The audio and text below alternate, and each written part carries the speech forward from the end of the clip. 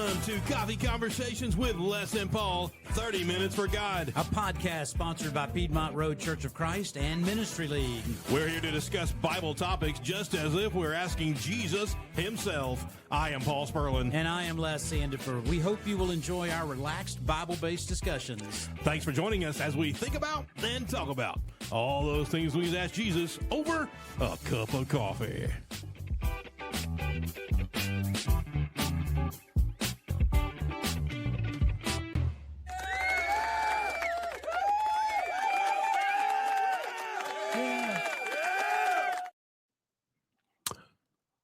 Hello. We did it at the same time. We did. We both looked up, what? Hello, welcome to Coffee Conversations with Les and Paul, 30 Minutes for God. A big thank you to our sponsors, Piedmont Road Church of Christ. Find us at lifeinchrist.com, and also Ministry League at ministryleague.com, and Anchor at anchornetwork.studio. Yeah, that's it. So all the things. And thank you for our sponsors, and also Citadel Bible Institute, all the things. So we are in, welcome to the show, by the way. We hope you have your coffee of choice, drink of choice. I know Les has his. Yes. I just finished my drink on the way from something else we were doing. And so here we are. I'm excited for you that you found a creamer that might work for you. I did. So I've been on this diet change in my life, and I basically had to not drink coffee because I put too much Well, we learned that sugar in it. Paul is not he likes the smell of coffee more than he likes the taste of it. True. So he has to turn it into something that isn't Coffee. strictly coffee. Fair. It has other tastes in there. Yeah. The coffee's the sideline. And I love It's caramel. like getting like a whatever macchiato caramel thing. You know, once you get all the other Espresso. flavors in there, Mhm. there's a little bit of coffee underlying. It is. It's good. But I like what it does. I like the warmth. Makes me feel good and comfortable. Yeah. So there's that. You're not a hot tea guy? I can. If I'm not feeling great, I will warm up. Before I started this, I would have had like warm, hot, sweet tea. But I don't. I mean, when I lived in Philly, I was in the Navy, I lived up there. They didn't know what sweet tea was. They called it iced tea. And it was not sweet. They said, would you like to add some sugar to your iced tea? I'm like, no, I don't want sweet tea. Because the iced tea, the sugar doesn't. Yeah, you have to making it cold. really, really work hard to get sugar to blend with No cold tea. Kidding. It's very difficult. I'm like, what are you doing right now? I had a chemistry professor in college that explained that. Oh, really? Why that? Not that I remember it. I just remember he explained that there is a chemical reason why sugar doesn't blend well with cold. Has to be the heat. Oh, the cold. I see what you're saying. Yeah, absolutely. Yeah. I don't know. I don't know what the story is there. Maybe it is heat related. He was chemistry, so they're all about those things. Differentiation. All right. So we digress. What do you think of the shirt, though? Talk about drinks. The shirt's a little different. I like it. I'm not sure it's good for a video podcast because it's kind of weird. Yeah, if you're just listening to this on the drive-in, check out the video later just to give us your thoughts on whether or not Paul's shirt confuses. It's either a Piedmont Road or a Ministry League t-shirt or polo or something. Philip Goad used to have a tie many, many, many years ago when we worshiped together and taught together, and he loved the tie specifically because it'd make you go cross-eyed. It was one of those. It was one of those ties that just had a pattern on it that really messed with my head. Anywhere on that for that reason? I think not specifically because it messed with my head, but I think because it had that look and it was kind of a talking point. Gotcha. Week 10. Our theme for this season, the series of this season, is defending the faith. Defending your faith. Yep. And we've gone through 9 strong weeks, strong questions. If you've missed any of it, go back Spotify or Ministry League or Anchor, and you can go and listen to all the questions. The point is 13 weeks, 13 questions people ask in the world, biblical questions that we answer. And we've talked about all kinds of things from when and how you should be baptized to whether instruments are sanctioned in New Testament worship, to how can I be saved? What must I do to be saved? Yeah. But today is about how shall we worship? What is the great way? What is the way in which we worship? Some of the passages we'll use today, we've used in a previous week on the instrumental music part, but this is more about the whole, not idea, the whole experience of what it means to worship God. And so every first day of the week. So we'll make sure and share that, encompass that. If you are listening to us, watching us, we will tell you, you can go ahead and go to John chapter 4. We'll spend some time there. And some other places too, but that's probably where we'll start this morning, or this time for the show, actually. So let me ask you a question. Yeah. Starting it out, what is worship? What does that mean to you? It's some people would call it a sacrifice of praise. I have kind of a tough time calling worship sacrifice. Okay. And maybe it's a sacrifice in the fact that you're giving something to God. Like if you go with the Levitical law, they were giving the first of the flock to God to ask for the forgiveness of those sins because of the altar work and all those things. This is worship. It's kind of the same, but kind of different. This is the New Testament worship. That was Old Testament. This is New Testament. And I think it's something that you give to God, but you give it freely. You give it gladly because of all the things that God has given to you. And he asks us, he commands us to worship him every first day of the week. We do that. And so that's what this is. But when you come together to worship, we should be happy about that worship, Yeah, we give him your best because he gave you his best. So in talking about this prior to recording it, I've got a summer series lesson. My topic is unity and worship, and we're going to do that later this in the middle of the summer in July.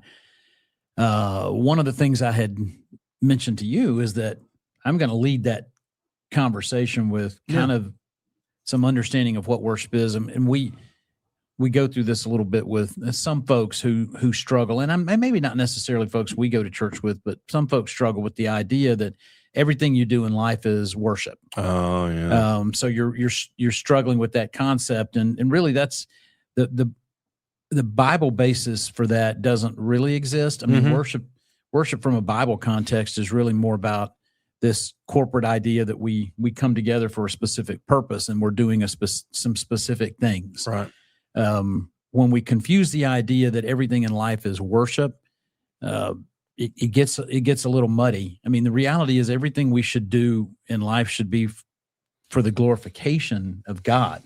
So all of the things that we do, we should always be asking the question, how does this best represent our Heavenly Father? And do I represent my Heavenly Father in this behavior or this action in my life?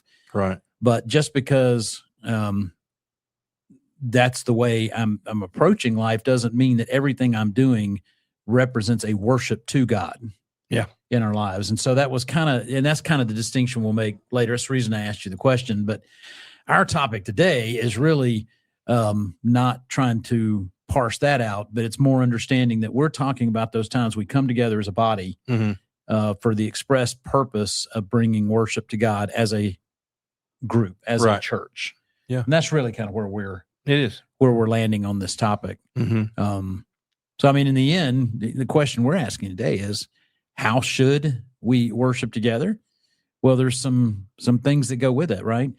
Should we be hooting and hollering and clapping hands and yeehawing and probably not. Why not? Spirit and in truth. I think so. That jumps into the John 4:24 thing. Yeah, but I think in worshiping God, we're shaping ourselves in the shape of Jesus, and so we want to. Good point. I mean, Paul tells us, he told the church in Corinth, be like me because I want to be like Jesus. I think what 1 Corinthians 11:1, he starts out by talking about imitate me as I imitate Christ. Let's do what Jesus did. You go back to Philippians 2:5, the mind of Jesus. Think about Jesus. What would Jesus do? How would he handle those things? Yeah. How would he handle worship to God? Yeah. I don't think all of life is worship. Sorry, I don't think a lot. No. And that's the point that Les was just making. Yeah. But a lot of folks think that They do. a lot of things you do in life is like, I don't know, I'm not sure this praiseworthy to God, but it's a function of the body and things you got to do. Yeah. So let's not get weird. But we should be godly in everything we do. Yes. Even if we're not. In word and deed and all you do all in the name of the Lord. That's right. And that's Bible. Yeah. So, straight up. So, I mean, when we get together as a corporate body to worship, I think first and foremost, our focus should be on the audience, right? And the audience is not you. The audience is not the people around me. Yeah. First and foremost, the audience is God. 100%. Now, there are aspects to that where we have to be mindful of the people that are in the assembly with us, because there's a function there, singing in particular, where we bring some elements into it. And there's some things we've done on that point. Yeah. There's some things we've done that is not Bible based, but we do it for the expediency of the worship. Okay. There is no place in the New Testament that I've found where anyone is beating time and leading a group of people in Fair song. enough. Yeah. Okay. But we feel like it's good for people to follow along to sing, whether you know music or not. I don't think God cares.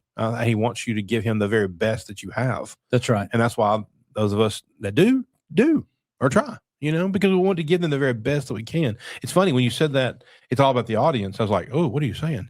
Because I was thinking people. The audience is God. The audience is 100% God. That's right. And so I think that's what we get.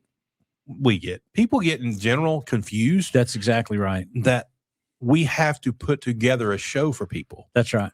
A performance. It's about what makes us feel good, when in the end, what we're trying to do is do what God has asked us to do and bring worship to him. Right. And people will debate this, because there's a fundamental aspect to us being human, where we're saying, well, this makes me feel good. It can't be a bad thing. Well, that's not true at all. Right. I mean, that's true. There are lots of times, and you go back to the Old Testament where you think about things that people did in the name of religion. Well, I mean, Nadab and Abihu. Oh, I mean, they had their own plan. Well, their own plan was wrong. Yeah. Right. Strange fire. Watch that fire. Turn out that light. It's gonna get you. Touching the ark when the ark's falling, and just different things where God has an expectation of what he wants from you. And just because you think you have a way that would be pleasing to God doesn't necessarily mean that way is pleasing to God, especially when what you're really doing is pleasing yourself. Is it not the most interesting thing that from Adam and Eve, everything that happens throughout the Bible is all about following God's instructions? Yes. It's like, I ask you to do this. All I ask you to do is do what I ask you to do. Yeah. And you'll be fine. It's not tricky. And why do we make it so tough? Right. I don't understand. I mean, the singing thing is the one it's easy enough to land there. Yeah, that's true. We're not really just talking about singing, right? We're talking about what you bring together in worship. But singing is one of those places, right? The Bible tells us, sing and make melody in your heart. And individuals go, well, yeah, but we can enhance that. Surely God wouldn't be upset if we did some other things along with that.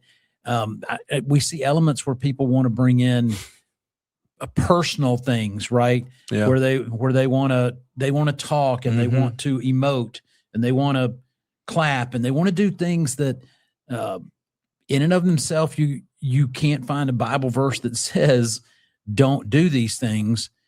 But to me, you always have to ask the question, what is your motive in doing it? What are you trying? I mean, what does the constant chatter that you do when somebody else is talking, what is that accomplishing in glorifying God and bringing honor and praise to him? It drives me nuts when people think that worship is a personal thing. Yeah. It's my personal worship. It's my personal worship. No, this is about God. It's about what he does and what he wants. True. So quit thinking that you have a good idea. Let's go with that. God had a great idea.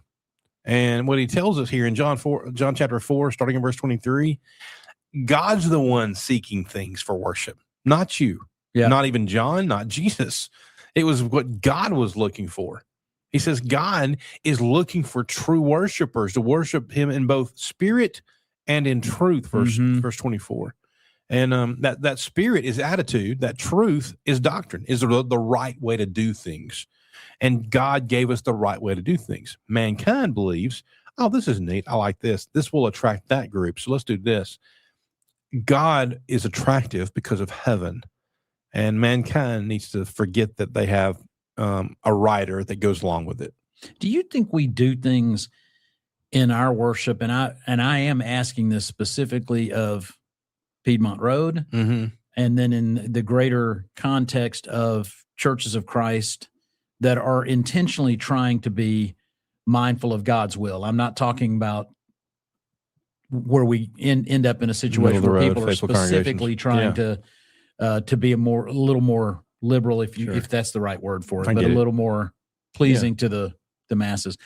But in general, do you think there are elements that we engage in where we are satisfying a personal intent and not really doing something that is intended to glorify God? If a congregation is trying to do the right thing, I think sometimes they can fall into that trap.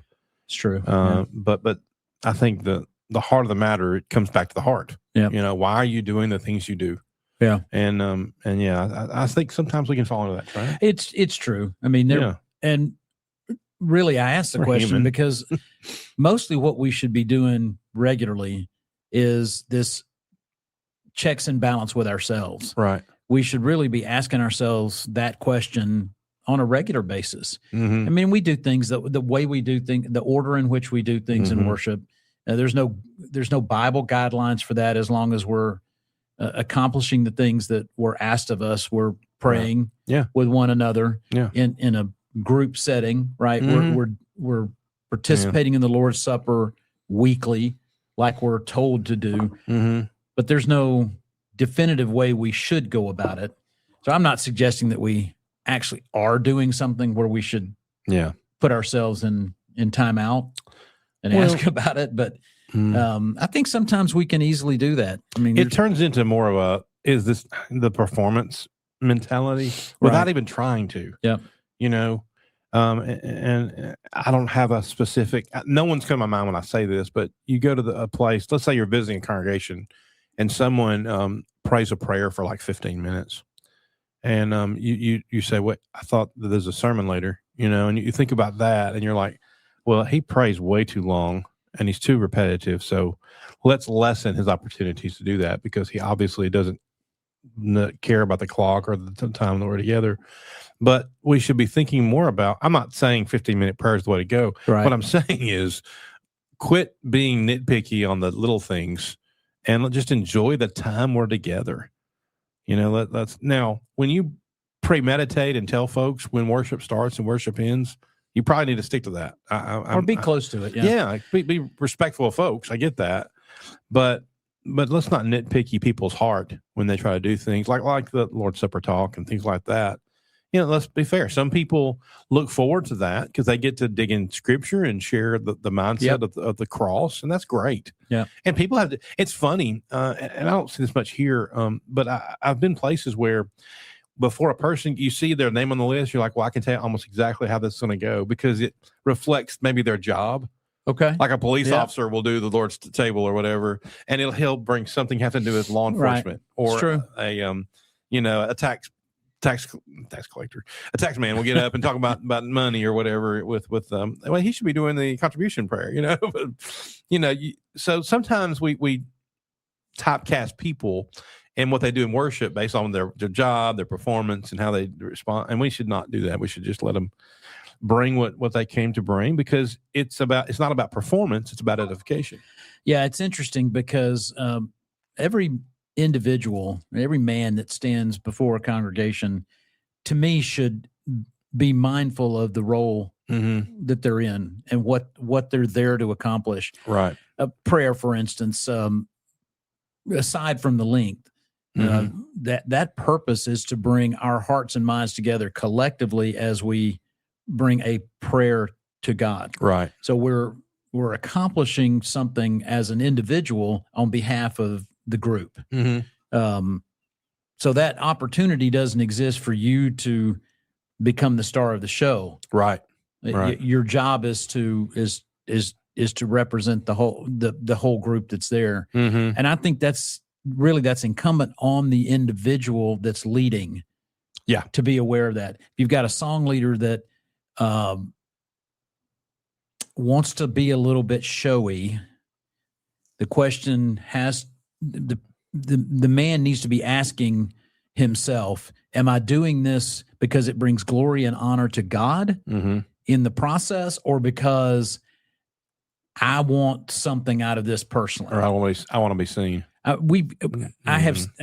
dealt with song leaders over the years that were, to me, a little bit much.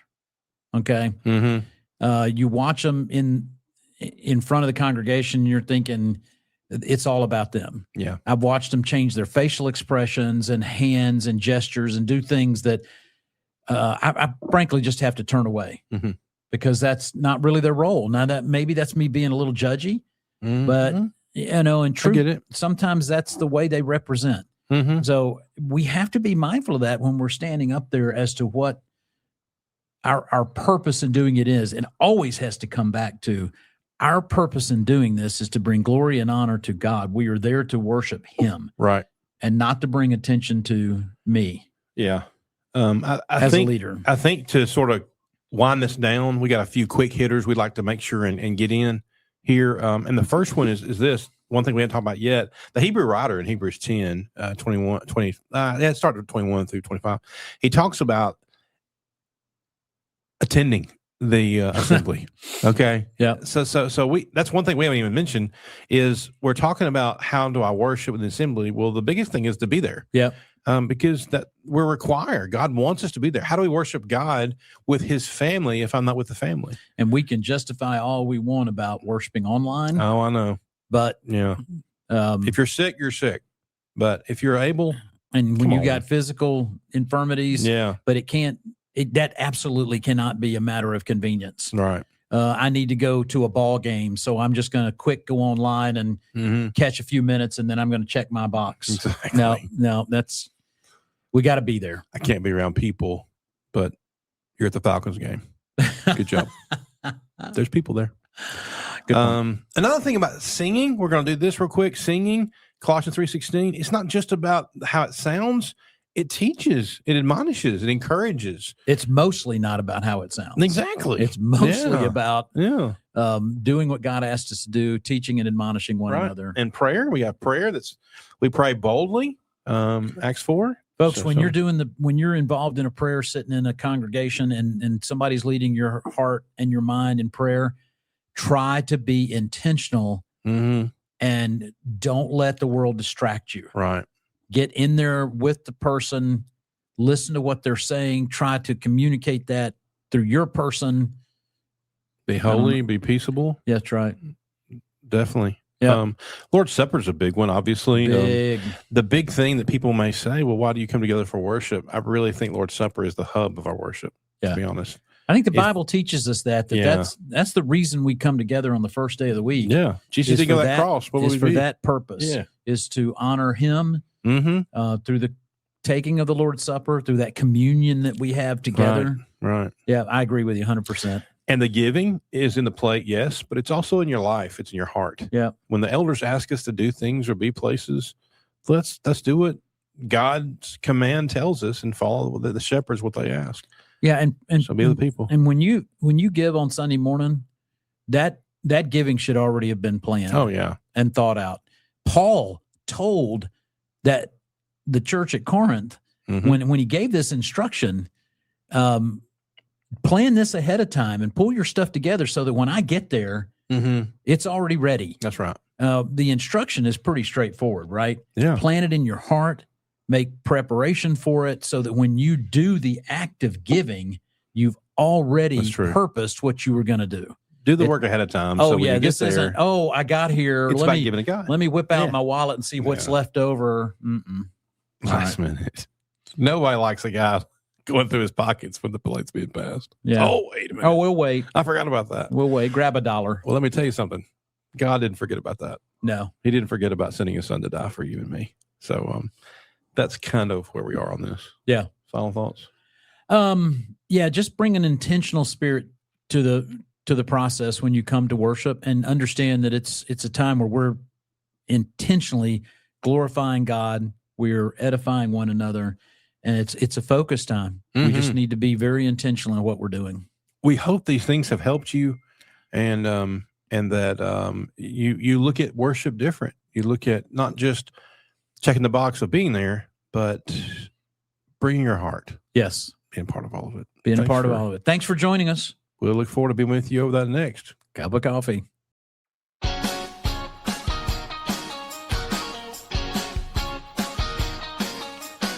Thank you for watching Coffee Conversations with Les and Paul, 30 Minutes for God. For Les Sandifer, I'm Paul Sperlin. This has been the show. A big thank you to our sponsors, Piedmont Road Church of Christ. Find them at lifeinchrist.com. Also, ministryleague.com. Find all the resources, the songbook, and everything you need there, and all the podcasts right there at ministryleague.com. And also Citadel Bible Institute at citadelbible.net. Cast your nets to learn how to preach, teach, connect, and do ministry. We hope that you will tune in next week for another installment of Coffee Conversations with Les and Paul. Thank you for being with us, and we look forward to being with you over that next cup of coffee.